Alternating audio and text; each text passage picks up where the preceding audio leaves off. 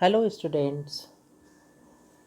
Last class में हमने income from business and profession की स्पष्टतः स्वीकृत मदों में हम हरास को डिस्कस कर रहे थे, डेप्रिसिएशन को डिस्कस कर रहे थे। उसी के कंटिन्यूएशन में आज हम इसको आगे और डिस्कस करेंगे। देखिए, मैंने आपको पिछली क्लास में बताया था कि किस तरीके से आयकर अधिनियम की धारा 32 के अंतर्गत डेप्रिसिएशन की कटौती के लिए प्रावधान बनाए गए हैं। तो उसमें जो रेट ऑफ डेप्रिसिएशन आयकर अधिनियम में निर्धारित की गई है वो मैंने आपको पिछली क्लास में बताई। इसी में कुछ जो हमें ध्यान देने वाली बातें हैं उसे अभी हम आगे चर्चा कर रहे हैं।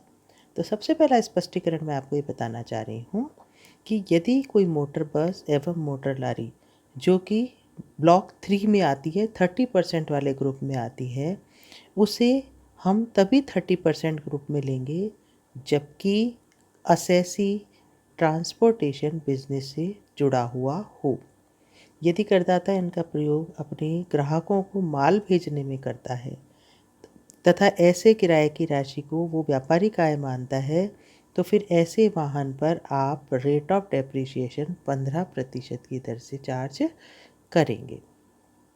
इसी तरीके से जैसे हम अगर बात करें बिजली की फिटिंग्स की या बिजली के तारों की या स्विच बोर्ड की, इन सब को हम फिटिंग्स में शामिल करते हैं। और इसी तरीके से यदि हम ये जो संपत्ति मोटर बस और मोटर लारी है इनके बारे में जैसे हमने डिस्कस किया, तो हमें ये ध्यान रखना है कि 30% ब्लॉक में कौन सी मोटर लारी आएगी और 15% में कौन सी आएगी। इसी तरीके से एक बात हमेशा हमें ध्यान रखनी है कि भूमि पर या ज़मीन पर, लैंड पर कभी डेप्रिसिएशन नहीं लगाया जाता।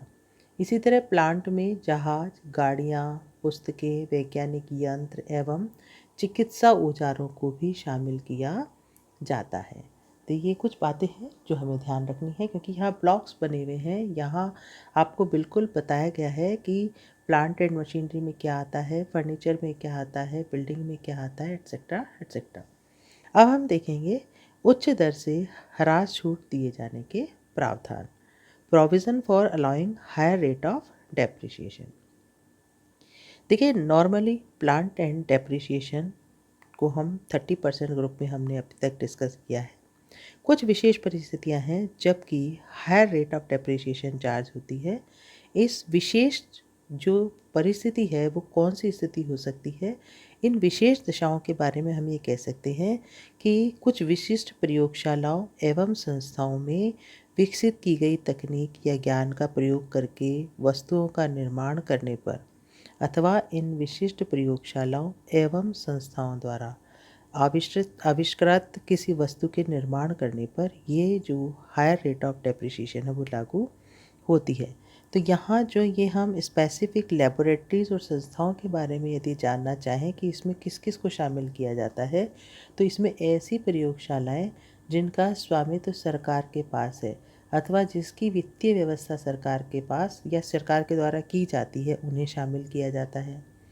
सार्वजनिक क्षेत्र की कंपनी के स्वामित्व वाली कोई भी प्रयोगशाला को इसमें शामिल किया जाता है। विश्वविद्यालय कोई भी इसमें शामिल किया जाता है।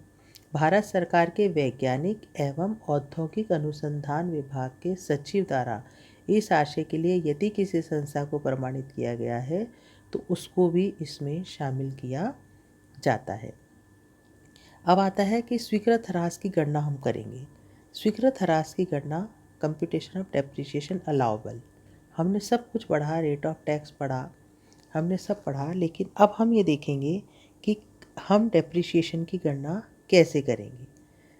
मैं आपको ये जो उच्च दर से ह्रास की छूट जो बता रही थी, इसमें ये जो हमने शामिल किया है, तो हाई रेट ऑफ डेप्रिसिएशन जो 40% लगता है, ये कुछ ही दशाओं में लगता है। सामान्य दशाओं में इन्हें 30% ब्लॉक में ही शामिल किया जाता है। तो देखिए, जब हम स्वीकृत ह्रास की गणना जा रहे हैं तो वहाँ हमें कुछ पॉइंट्स को डिस्कस करना होगा। जैसे हम जितनी भी संपत्तियाँ हैं उनके ब्लॉक निर्धारित करेंगे। तो एक समूह में आने वाली विभिन्न संपत्तियों को एक साथ इसके लिए हम जोड़ते हैं। अब वो चाहे भवन में आती हो, मशीनरी, प्लांट या फर्नीचर, रेट ऑफ डेप्रिसिएशन यदि उनकी एक है तो उनको एक ब्लॉक में शामिल किया जाता है। फिर हम क्या करेंगे, प्रत्येक समूह की संपत्तियों का अपलिखित मूल्य रिटर्न डाउन वैल्यू ज्ञात करेंगे। और रिटर्न डाउन वैल्यू ज्ञात करने का तरीका क्या होता है कि हम सर्वप्रथम उन संपत्तियों का अपलिखित मूल्य ज्ञात कर लेते हैं जो पुरानी चली आ रही है, जो करदाता के पास पहले से मौजूद है। इन संपत्तियों का प्रयोग करदाता ने कर निर्धारण वर्ष 19-20 से संबंधित गत वर्ष 18-19 में भी किया है। तो गत वर्ष 19-20 के दौरान करदाता द्वारा प्राप्त की गई संपत्तियों की वास्तविक लागत को उनसे संबंधित समूह के प्रारंभिक अपलिखित मूल्य में जोड़ दिया जाता है, और यदि उस बीच किसी संपत्ति को बेचा गया या हस्तांतरित किया गया है तो उसे माइनस कर दिया जाता है, और फिर जो शेष राशि बचती है उस पर ही डेप्रीशिएशन लगाया जाता है। इसको आप यहाँ अच्छे से समझ सकते हैं। देखिए, मैंने इसको समझाने की कोशिश की है।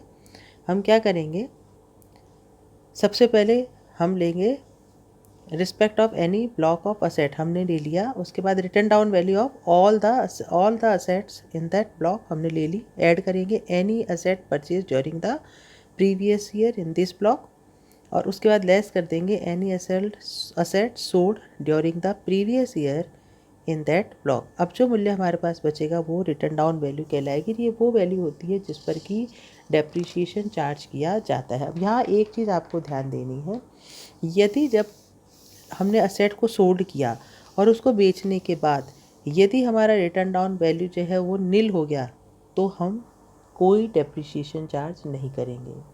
मान लीजिए रिटर्न डाउन वैल्यू जो है वो मतलब जो सोल्ड वैल्यू है वो हमारे रिटर्न डाउन वैल्यू और नई एसेट के वैल्यू के मूल्य से ज़्यादा हो रहा है, तो जो डिफरेंस होगा वो शॉर्ट टर्म कैपिटल गेन में ट्रांसफ़र कर दिया जाएगा, वो पूंजी लाभ हो जाएगा। तो ऐसे में हमें ये सारी चीज़ें हम तभी कर सकते हैं जबकि हम उस ब्लॉक से संबंधित एक दर की जितनी भी संपत्तियां हैं, प्लांट को प्लांट में, बिल्डिंग को बिल्डिंग में लेने के बाद हम डेप्रिसिएशन की गणना करते हैं।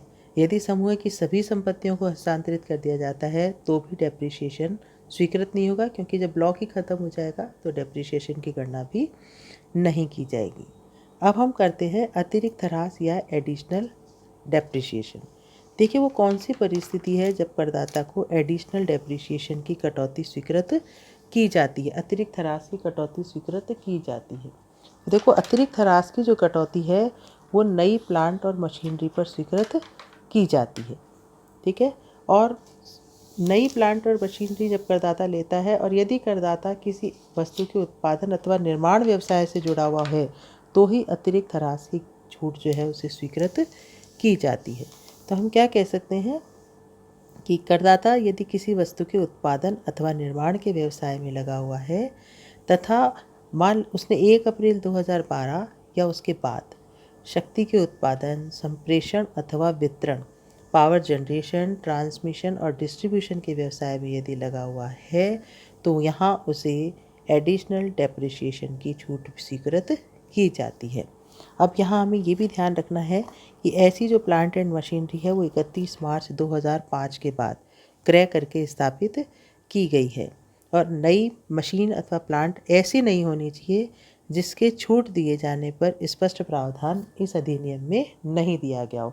मान लीजिए प्रोविज़न ही नहीं है, प्रावधान ही नहीं है, तो फिर ये छूट देना संभव नहीं हो पाता। तो एडिशनल डेप्रिसिएशन की जो छूट रेट है, रेट ऑफ एडिशनल डेप्रिसिएशन 20% है, और गत वर्ष में यदि ये 180 दिन से कम काम आई है प्लांट एंड मशीनरी तो इस पर 50% की दर यानी कि 10% की दर से डेप्रिसिएशन चार्ज होगा, और यदि 180 दिन या उससे अधिक काम आई है तो 20% की दर से एडिशनल डेप्रिसिएशन इस पर चार्ज होगा।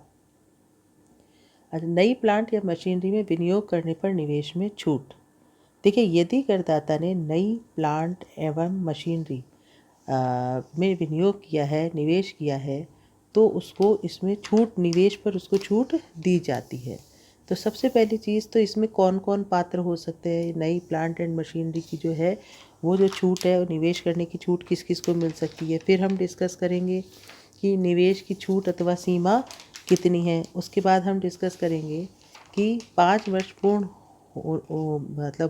होने पर उक्त प्लांट एंड मशीनरी के ट्रांसफ़र करने पर यदि कर दिया 5 वर्ष होने से पूर्व ही, तो जितने भी इस निवेश की जो छूट करदाता को स्वीकृत की गई थी वो क्या होगी, पुनः कर योग्य हो जाएगी। तो यहाँ यदि मान लीजिए कि किसी करदाता ने अपनी नई प्लांट एंड मशीनरी में विनियोग किया है, निवेश किया है, तो उसे इसकी छूट जो है करदाता को स्वीकृत की जाएगी। और स्वीकृत करने के बाद यदि उसने मान लीजिए 5 वर्ष के भीतर ही, 5 वर्ष के पहले ही यदि इसको ट्रांसफ़र कर दिया है, तो ऐसी स्थिति में जो उसे छूट दी गई थी वो छूट क्या हो जाएगी, पुनः व्यापार एवं पेशे की कर योग्य आय में शामिल कर दी जाएगी। तो ये भी एक ध्यान देने वाली बात है कि करदाता इस बात का ध्यान रखे, यदि उसने इसमें विनियोग किया है तो 5 वर्ष से पूर्व वो इसको हस्तांतरित ना करे। और एक चीज़ मैं आपको एडिशनल डेप्रिसिएशन के बारे में और बताना चाहूँगी कि ये जो छूट है डेप्रिसिएशन की, जो एडिशनल डेप्रिसिएशन की जो कटौती है, ये करदाता को मतलब बिल्डिंग पर और फर्नीचर पर कभी भी एडिशनल डेप्रिसिएशन की छूट नहीं दी जाती। इसी तरीके से यदि प्लांट एंड मशीनरी पुराने हैं, नए क्रय करके स्थापित किए गए हैं, तो भी करदाता को एडिशनल डेप्रिसिएशन की छूट स्वीकृत नहीं की जाती। और एक चीज़ और इसमें आपको ध्यान रखनी है, यदि नई मशीन को उसी गत वर्ष में बेच दिया जाए जबकि उसको स्थापित किया गया है, तो उस दशा में भी उसे प्लांट एंड मशीनरी पर एडिशनल डेप्रिसिएशन की कटौती स्वीकृत नहीं की जाती है।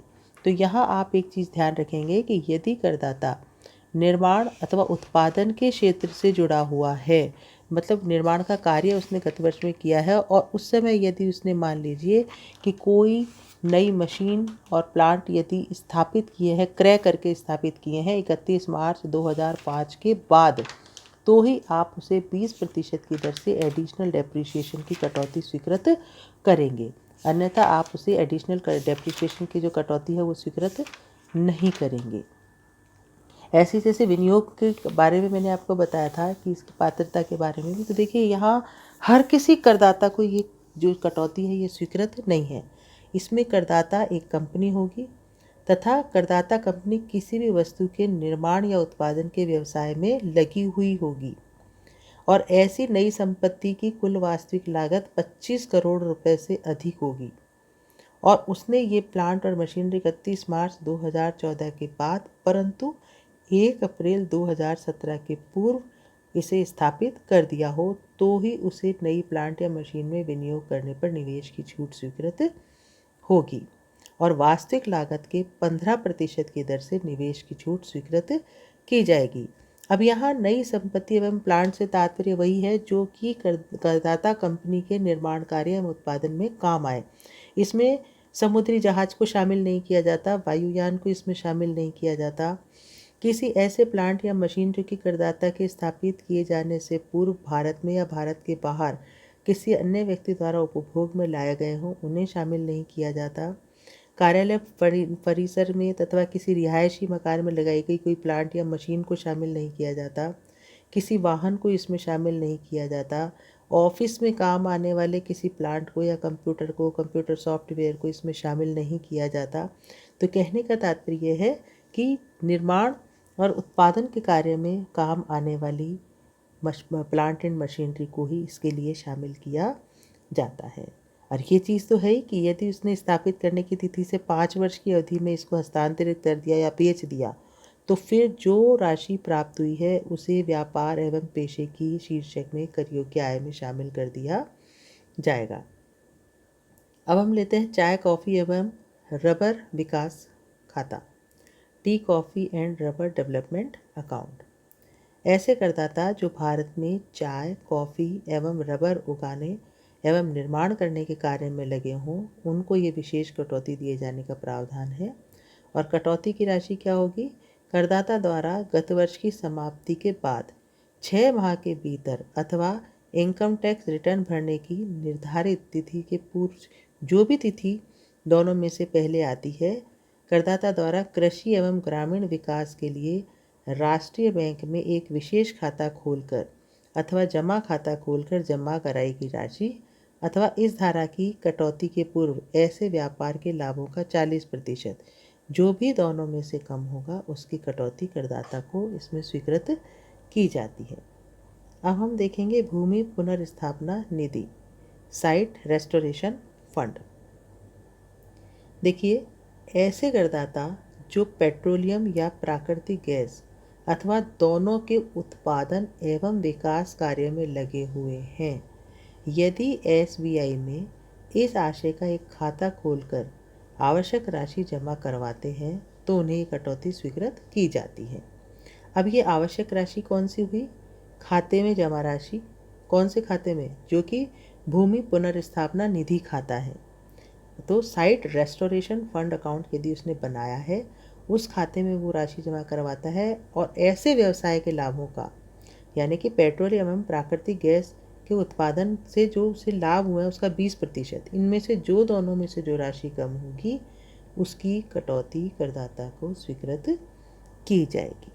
तो हमने स्टूडेंट्स डेप्रिसिएशन की क्लासेस में डेप्रिसिएशन को या हमारा tea coffee and rubber account को या साइट रेस्टोरेशन फंड को या नई प्लांट या मशीन में विनियोग करने पर निवेश छूट को हमने यहाँ बहुत ब्रॉडली हमने इसको डिस्कस किया है।